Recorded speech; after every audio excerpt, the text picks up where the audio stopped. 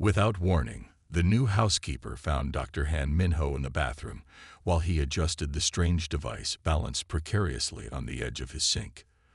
The small metal contraption hummed with energy, its copper wires and tiny blue lights reflecting in the bathroom mirror.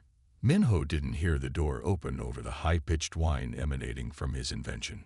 Song Era stood frozen in the doorway, a stack of freshly laundered towels clutched against her chest.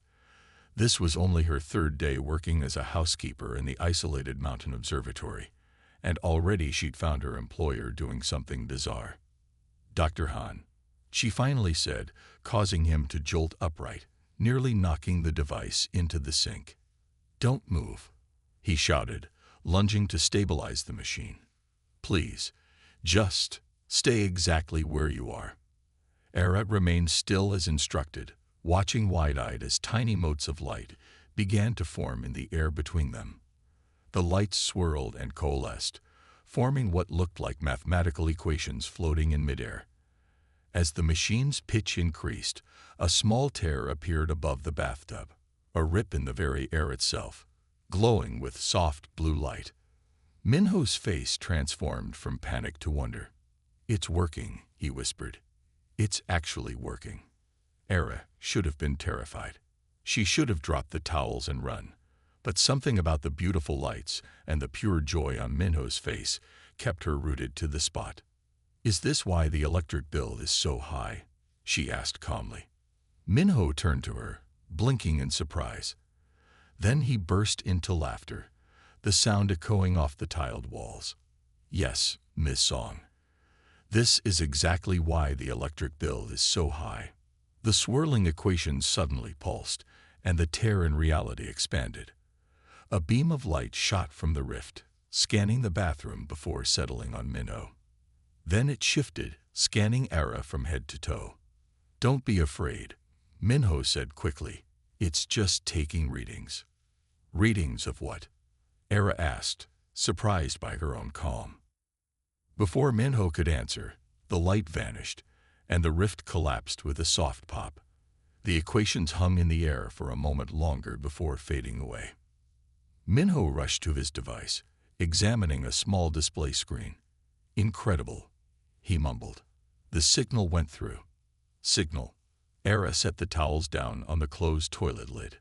"What exactly were you doing in here, Dr. Han?" Minho looked up, as if suddenly remembering she was there. He hesitated, then sighed. "I guess you deserve an explanation after that." He unplugged his device carefully. "Let's talk in the kitchen. I could use some coffee." 10 minutes later, they sat across from each other at the kitchen table. Minho's hands wrapped around a steaming mug as he gathered his thoughts. "I've been searching for extraterrestrial intelligence for 15 years, he finally said. "Not like SETI with radio waves. I believe advanced civilizations will use something more sophisticated for communication." "Like what?"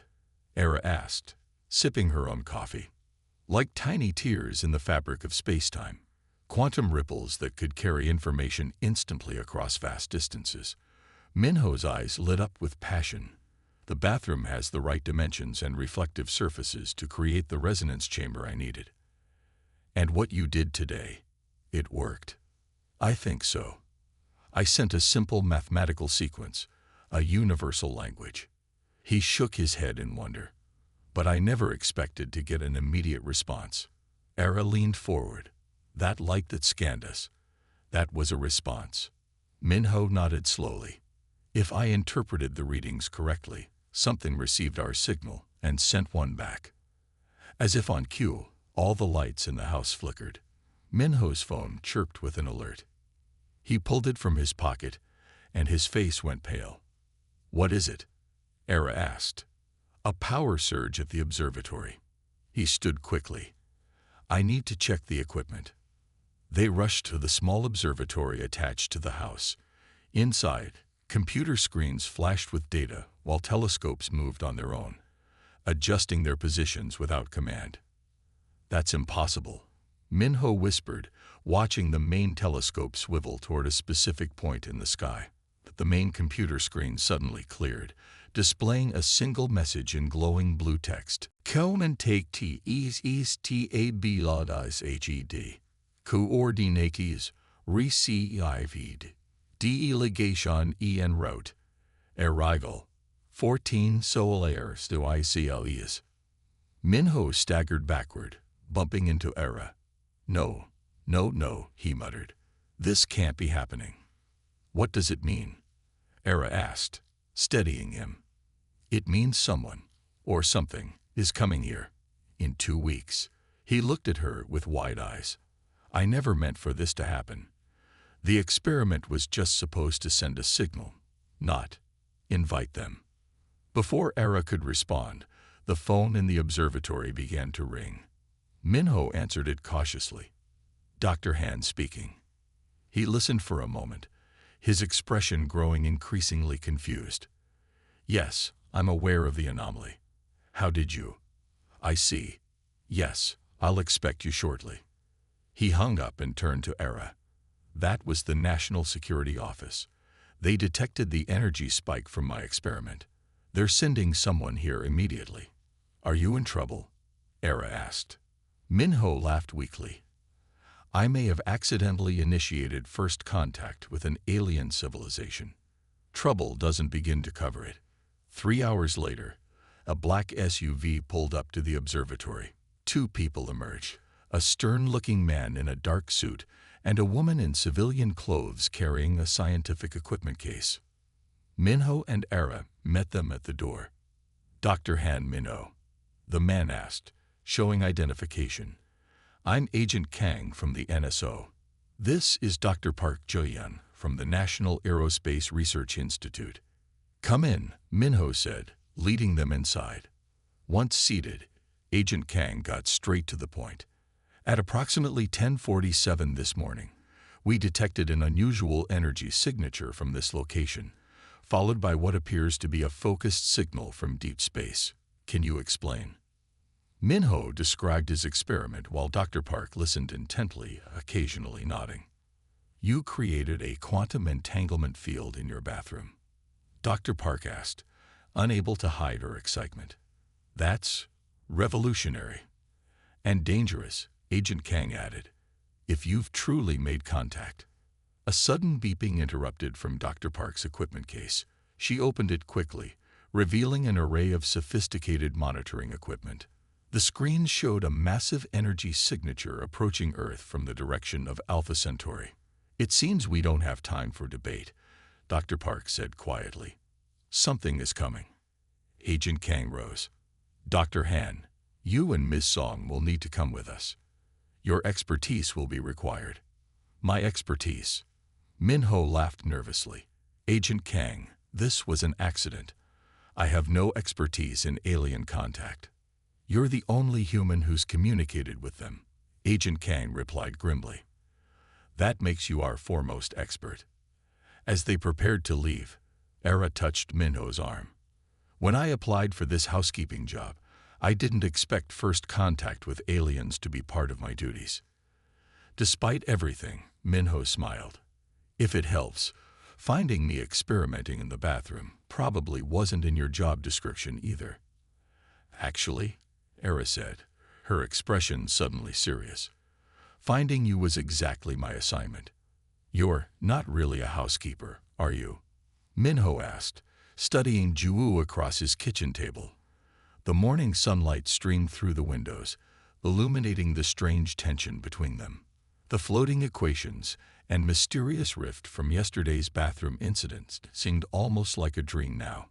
Juwoo's professional mask slipped as she reached into her pocket and placed an identification card on the table between them. No, Dr. Han, I'm not. Minho picked up the card, examining the official government seal and the title. Special Agent Park Juwoo, National Intelligence Service. His stomach tightened. How long have you been watching me? 3 months, she replied calmly, taking a sip of her tea.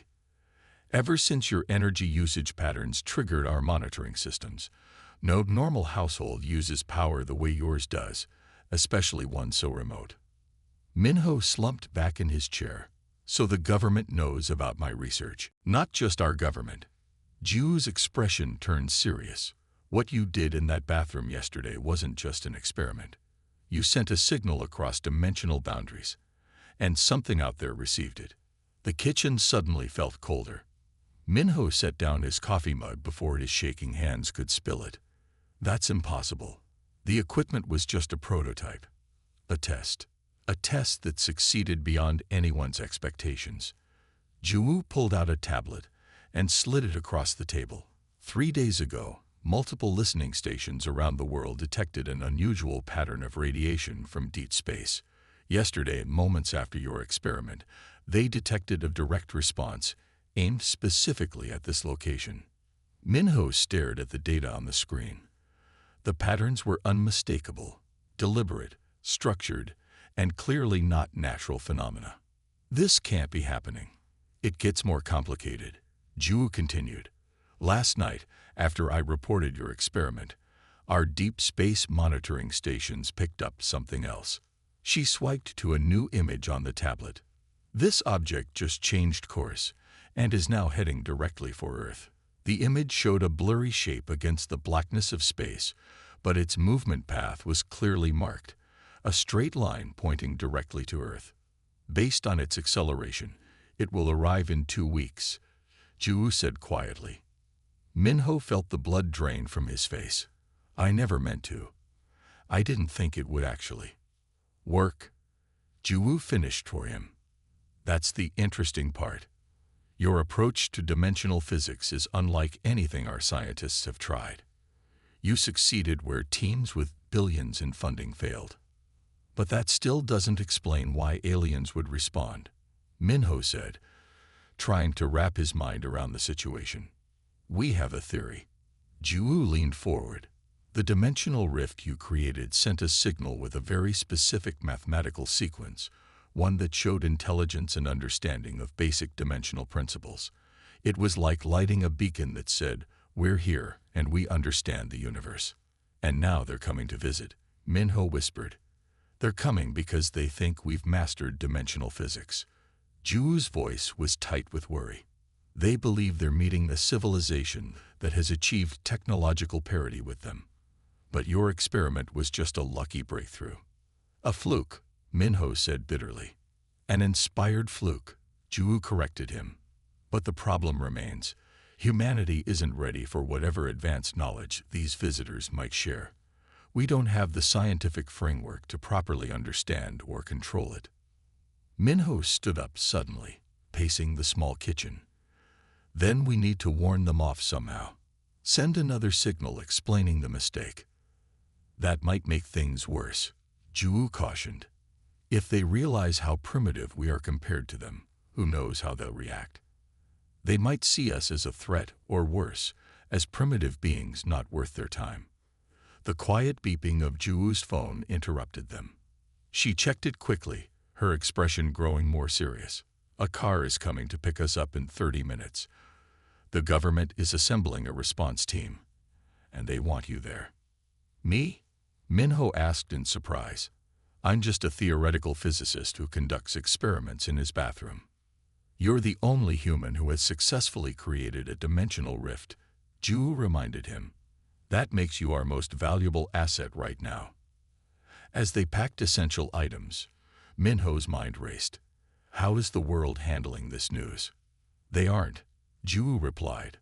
This information is classified at the highest levels. Only key government and scientific personnel know what's happening. You can't keep alien contact secret, Minho protested. We're not trying to hide it forever, just long enough to prepare a proper response. Ju handed him his laptop. The public would panic if they knew. We need time to understand what we're dealing with first. A sleek black car arrived exactly 30 minutes later. As they drove away from Minho's isolated home, he watched the mountain observatory grow smaller in the rear window. His quiet life of research and solitude was over. They were taken to a military airfield where a helicopter waited. No one spoke during the flight, but Minho noticed the pilot repeatedly checking something on his instruments. Is something wrong? He finally asked. Just monitoring some unusual atmospheric readings, the pilot replied tersely. After an hour, they descended toward what appeared to be an ordinary government building on the outskirts of the capital. But as they approached, the roof split open to reveal a hidden landing pad. "Welcome to the Center for Extraterrestrial Intelligence Response," Ju said as they touched down. It was created 20 years ago as a contingency, but no one ever expected to use it. Inside, the facility hummed with activity. Scientists examined data on large screens while military personnel coordinated security measures.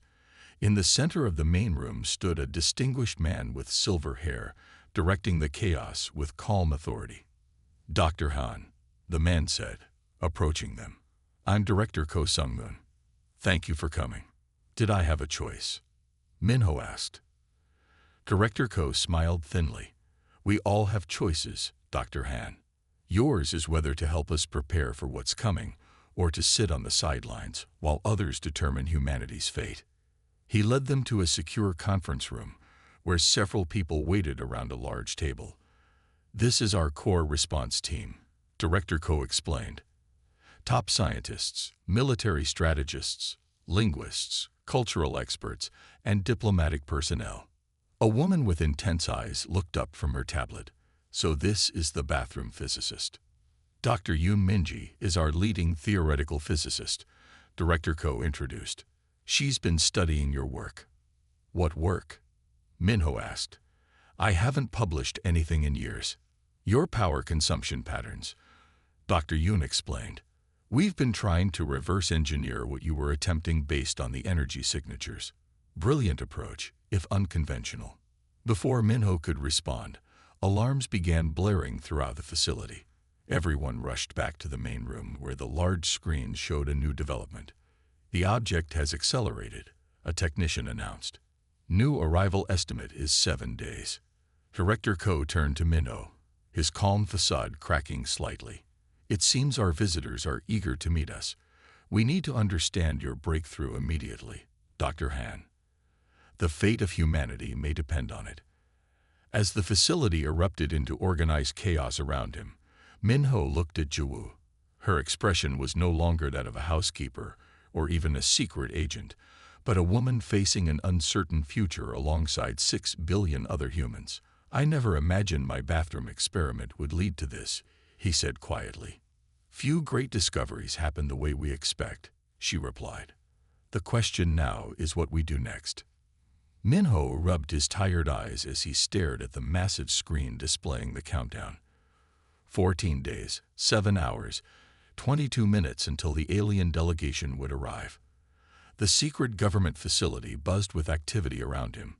Scientists rushing between workstations, military personnel setting up security protocols, and diplomats practicing potential first contact scenarios. "You should rest," Era said, setting a cup of coffee beside him. She looked different now in her official uniform, the housekeeper disguise long abandoned. The small badge on her chest identified her as part of the special contact team.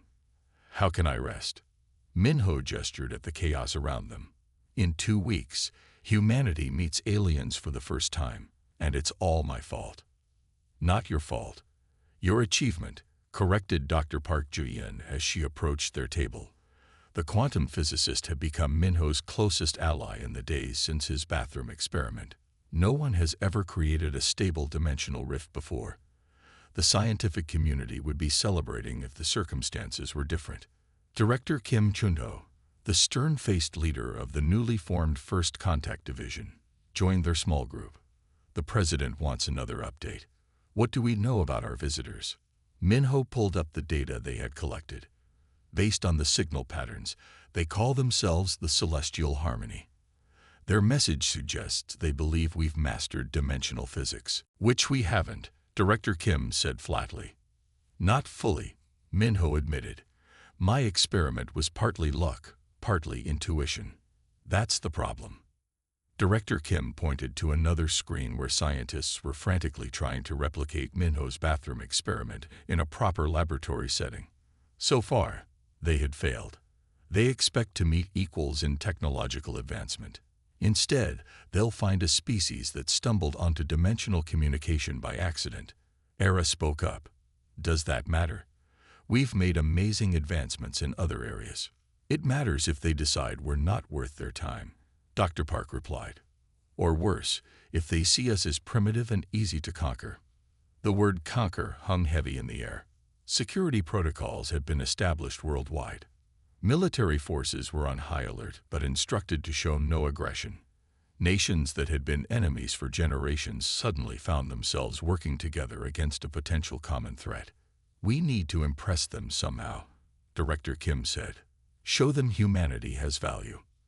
Later that night, Minho found himself unable to sleep in his assigned quarters. He wandered to the main lab, surprised to find Era already there, studying the alien communications. Couldn't sleep either, he asked. She shook her head. I keep thinking about something. These aliens, they responded instantly to your signal. That suggests they were already watching us, waiting for us to reach out. Minho considered this. You're right, but why not contact us first? Maybe they have rules about non-interference until a civilization proves itself. Era pulled up the original signal pattern. Look at this response pattern. It's elegant, but also curious. They seem excited by your approach. My approach was mostly guesswork and unconventional thinking. Minho laughed. Era's eyes lit up suddenly. That's it. What's it?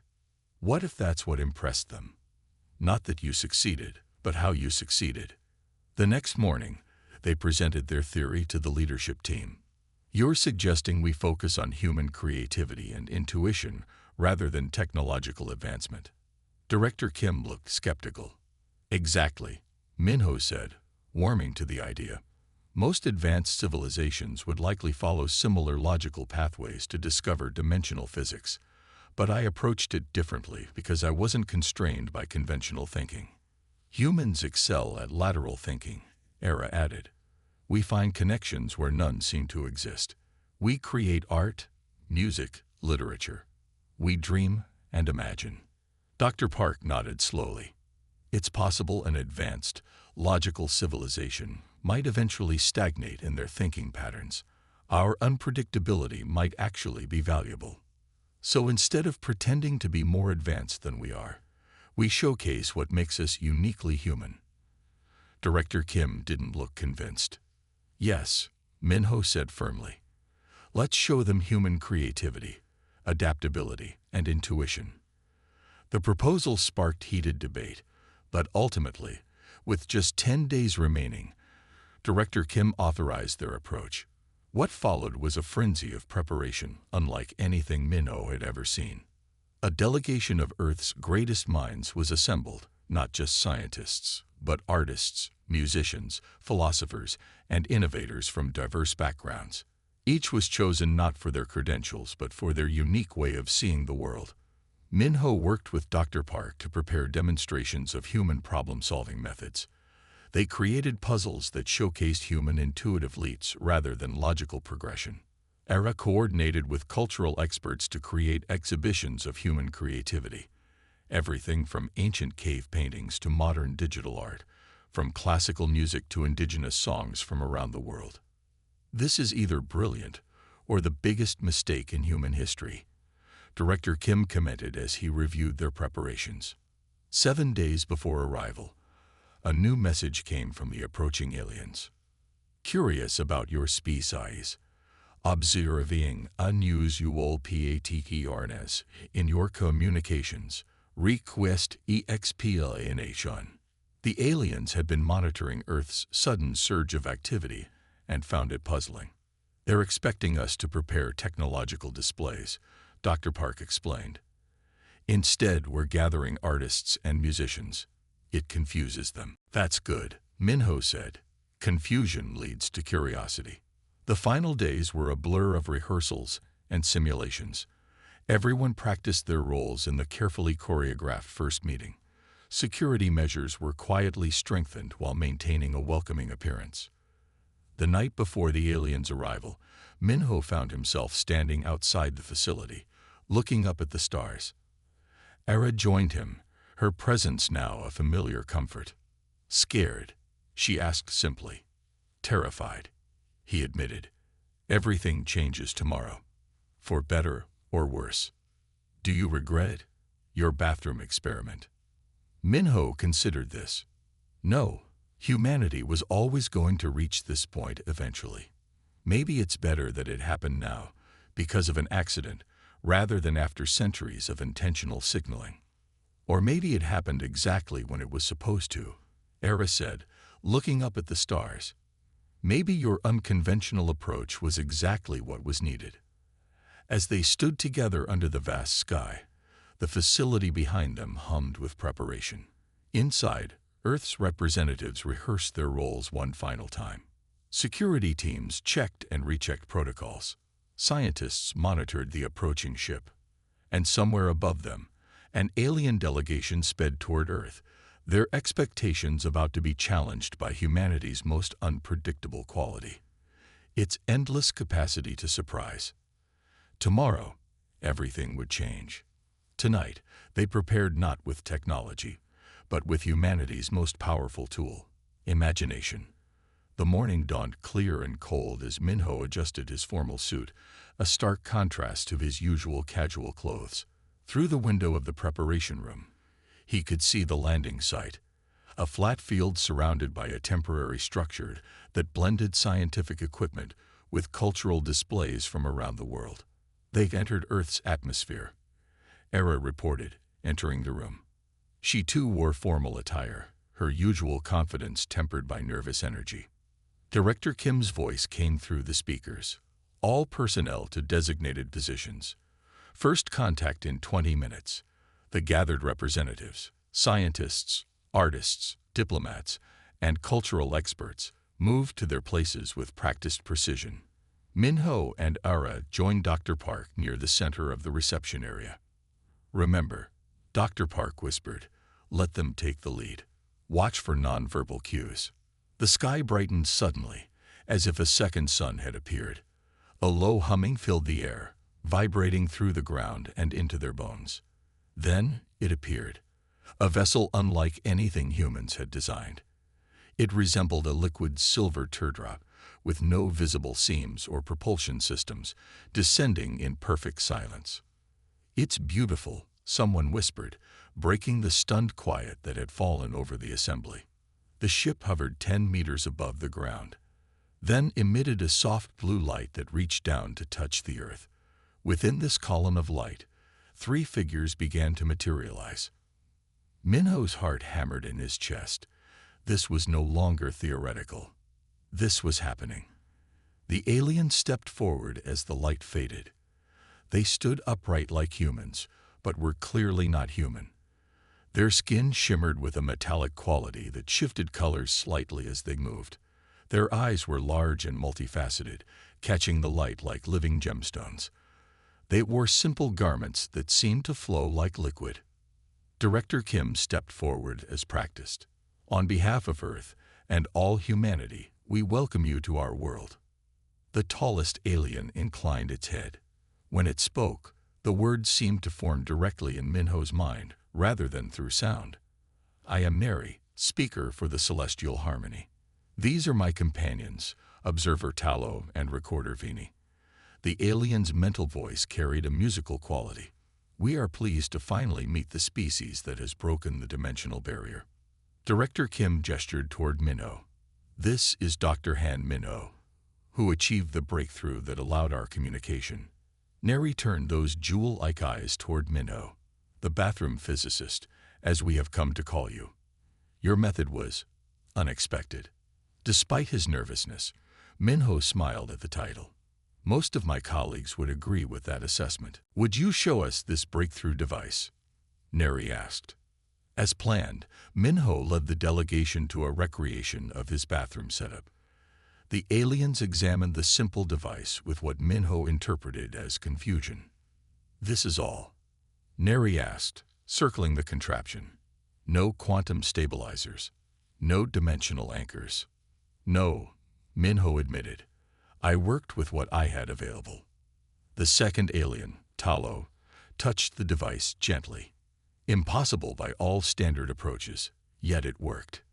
The third alien, Vini, seemed to be recording everything. Explain your methodology. Taking a deep breath, Minho described his thought process, the intuitive leaps, the unconventional connections between seemingly unrelated theories, and the moment of insight that had come to him while showering. You guessed. Neri asked, the mental voice carrying genuine surprise. I made an educated guess based on intuition, Minho corrected gently. The aliens exchanged looks that seemed meaningful. Neri gestured elegantly. Perhaps we should show you proper dimensional technology, so you understand what you accidentally accessed. A small device appeared in Neri's hand. With a simple motion, the alien created a perfect dimensional window hovering in the air. A tear in reality far more stable and controlled than Minho had achieved. The human scientists gasped collectively. Director Kim looked tense. This is remarkable, Dr. Park said, examining the rift without touching it. May I ask how it works? Instead of answering directly, Neri closed the rift and handed the device to Dr. Park.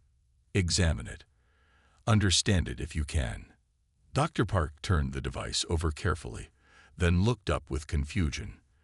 There are no controls, no power source I can detect. It responds to thought patterns, Tallow explained, specifically to mathematical visualization. Dr. Park tried to activate it, concentrating hard, but nothing happened. One by one, other scientists attempted the same, with the same result. Finally, Neri took back the device. Curious, your brain should be capable of the necessary visualization. Era stepped forward unexpectedly. May I try? Neri hesitated, then handed her the device. You are not a scientist. No, Era admitted. I was trained in security and observation. She held the device and closed her eyes. Instead of concentrating on mathematics, she seemed to relax, almost as if daydreaming. To everyone's shock, the device hummed softly and created a small, imperfect rift. The aliens moved closer, clearly surprised. How did you do that? Vini asked, recording intensely. Era opened her eyes. I didn't try to understand it. I just imagined what I wanted it to do and trusted it would work. Imagination, Neri said slowly, as if tasting a new concept.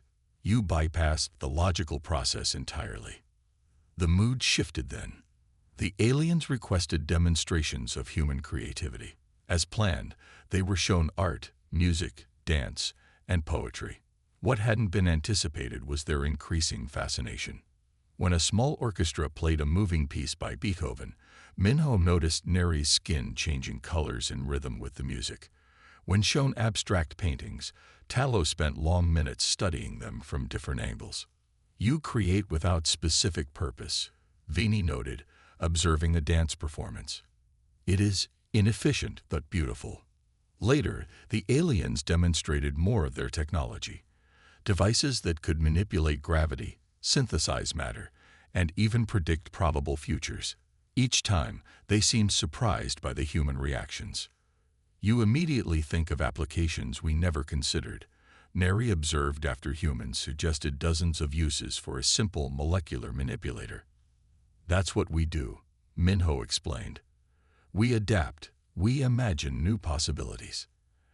As the day progressed, the aliens conferred privately several times. The tension among the human delegation gradually eased as it became clear the visitors were more interested than threatening. Finally, as evening approached, Neri addressed the gathered humans formally. We came expecting to find a species that had methodically achieved dimensional science.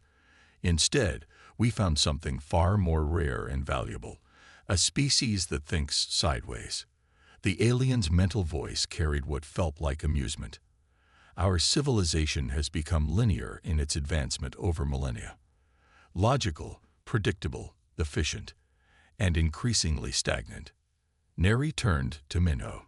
Your bathroom experiment should not have worked by any rational analysis. Yet it did, because you approached the problem in a way we would never have conceived. Tallow added, We believe there is much our civilizations could learn from each other. For the first time since the experiment in his bathroom, Minho felt the weight lifting from his shoulders. Humanity's greatest weakness, its unpredictability, had become its greatest strength. 6 months after the historic first contact, Minho stood in his new laboratory. The space retained the basic shape of his original bathroom, complete with tiles and mirrors, but now incorporated both human and alien technology. He smiled at the memory of that fateful day when Ara had walked in on his experiment. Thinking about the bathroom again, Ara asked, entering without knocking, a habit she had never broken. How did you know? Minho adjusted a dial on the dimensional resonator, a vastly improved version of his original device. You get a certain look, she said, leaning against the doorframe. Nostalgic, but also proud. The past 6 months had transformed both their lives. The treaty between Earth and the celestial harmony had established a new kind of partnership. The aliens would provide technological guidance, while humans would offer creative approaches to scientific problems. The treaty signing is in 1 hour, Ara reminded him. The final version is being prepared now. Minho nodded. As Earth's accidental ambassador, he would join world leaders and alien representatives to formalize the relationship. Hard to believe it all started here, with you finding me surrounded by floating equations. And now look at us, Ara said, gesturing around. You're heading humanity's first dimensional physics institute, and I'm Earth's official liaison to an alien civilization. Minho finished. Not bad for a pretend housekeeper and an astrophysicist who conducted experiments in his bathroom. A gentle chime sounded, indicating visitors at the main entrance. Minho glanced at the monitor showing Neri and 2 other aliens waiting outside. They're early, he said, suddenly nervous again despite the months of interaction. Neri probably wants to see your latest work before the ceremony, Ara said, straightening her formal uniform. She now served as the primary diplomatic bridge between the 2 species, her unusual ability to intuitively understand alien technology, making her uniquely qualified. They walked together through the institute, passing laboratories where human and alien scientists worked side by side. The facility had grown around Minho's original house, preserving it at the center of the complex as a reminder of humble beginnings. Speaker Neri, welcome, Minho greeted as they reached the entrance. We weren't expecting you until the ceremony. Neri's skin rippled with colors that Minho had learned to recognize as pleasure. Dr. Han, Lazen Park, I hope to speak with you privately before the formal proceedings. They led Neri and the other aliens to a comfortable meeting room. One of the aliens was Vini, the recorder who had documented the first contact. The other was new to Minho. This is Elder Sora, Neri introduced. She has journeyed from our homeworld to witness the treaty signing. Elder Sora studied Minho with ancient eyes. So you are the bathroom physicist who has changed the course of our civilization. Minho felt his face warm. The name has stuck, I see. It has become quite famous, Elder Sora said. Our younger ones particularly enjoy the concept of making breakthrough discoveries in such unlikely places. What can we do for you before the ceremony? Ara asked. Neri's color shifted to a more serious pattern. Elder Sora wished to understand something before finalizing the treaty. She wants to know why humans create art with no practical purpose. The question surprised Minho. That's rather philosophical for a treaty discussion. It is central to our decision, Elder Sora said. Your species devotes significant resources to creating things that serve no survival function. Music that does not communicate essential information. Images that do not document reality accurately. Stories about events that never happened. Minho exchanged a glance with Ara, who nodded encouragingly. Art helps us understand ourselves, Minho began carefully. When we create or experience art, we connect with emotions and ideas that are difficult to express directly. But what purpose does this serve? Elder Sora pressed. Ara spoke up. May I show you something? She went to a small cabinet and returned with a framed photograph showing Earth from space. the famous blue marble image. This is a scientifically accurate image of our planet, she explained. It contains information about Earth's atmosphere, cloud patterns, and geography. She then took out a painting of Earth done by a child. Colorful, inaccurate, with oversized continents and a smiling face drawn on the planet. This has almost no scientific value, Era continued, but it shows how a child feels about their world. Hope, affection, wonder. And this feeling information is valuable. Elder Sora asked. Extremely, Minho said. It helps us see beyond what is to what could be. That same impulse drives our scientific discovery. I didn't build my dimensional device by following established rules. I imagined something impossible, then tried to make it real. Elder Sora was silent for a long moment. I understand now why Neri insisted on this partnership. Our civilization has advanced for millennia through logic and precision, but we have forgotten how to imagine the impossible. The mood lightened as they made their way to the ceremony. The treaty would formalize research exchanges, cultural programs, and careful introduction of alien technology that humanity was ready to handle responsibly. As the world leaders gathered with alien representatives, Minho found himself remembering the moment when everything changed. Standing in his bathroom, surrounded by floating equations, when Era opened the door. Director Kim, now Secretary General of Earth's Interspecies Relations Department, opened the ceremony with a formal speech. Minho barely listened, lost in thought until Era nudged him gently. "They're calling you up," she whispered. Minho approached the podium, facing the assembled crowd of humans and aliens. 6 months ago, an accident in my bathroom somehow connected our species, he began simply. I expected the aliens to be disappointed by our level of development. Instead, they valued something we take for granted, our creativity, our ability to make intuitive leaps. He gestured to the treaty document. This agreement is not just about technology exchange. It's about combining different ways of thinking. The celestial harmony offers us their advanced knowledge. We offer them our imagination. After the signing, as the formal reception began, Neri approached Minho and Era. "There is a question I have wanted to ask since first contact," the alien said. "Why were you conducting dimensional experiments in your bathroom specifically?" Minho laughed. The acoustics were good, the mirrors created interesting reflection patterns, and honestly, it was the one room where I wouldn't knock things over. And it had a lock on the door, Era added with a smile. Though I had a key.